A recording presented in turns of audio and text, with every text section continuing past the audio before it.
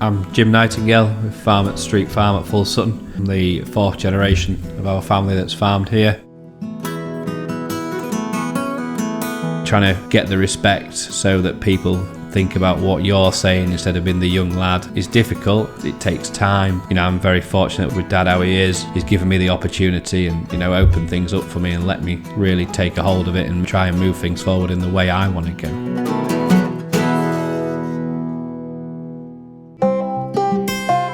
The pond was put in at the back and then the caravans were put round it in 2004. They went really well, really fast, but then it switched from people wanting a static holiday home to a log cabin. So we did some development on that front and put a couple of log cabins in. They sold, but then the market dropped off completely for them. So we went into looking into the rental side of it for holiday lets. It's just made use of buildings that were there and it's gained us an extra income. Gets people from all walks of life and it's good to get them on farm. Everything's advertised that it's a working farm when you come in to stay, so people know there'll be tractors in the yard and kit floating about. Credit goes to Dad on that front with regards to letting me have a go early and getting on with life. A lot of people wouldn't have done it. Don't get me wrong, he still worries about who's going to stay and all this and different bits, but he's proud of what he's made.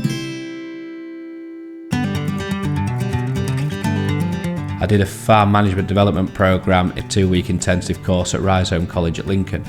It made me really sit back and look at our farm and where we were going. Did a big business plan on it, looked at everything, looked at different options. Bed and breakfast pigs was the one that pulled out as the main. It gave us the extra income from the pig units from doing the work of looking after the pigs without having the massive investment in the actual stock. It's modern, it's a new take on fattening pigs, which was a massive step forwards in our farm portfolio, if you like. We have spaces for 2,000 pigs on site now.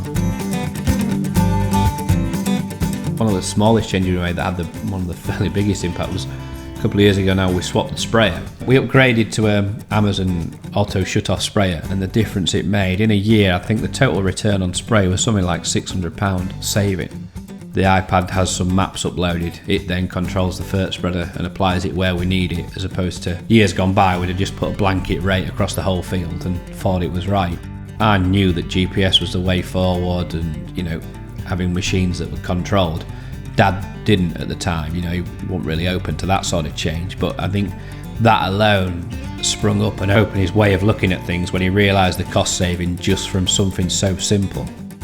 Every little bit you can save makes a difference.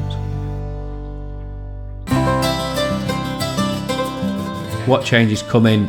I don't know. It's trying to cover all aspects and not have all your eggs in one basket, I suppose. It's trying to always be proactive instead of reactive. I'm always a glass half full man and positive. Almost in farming you've got to be. If you're worried about everything, I don't think you'd do anything.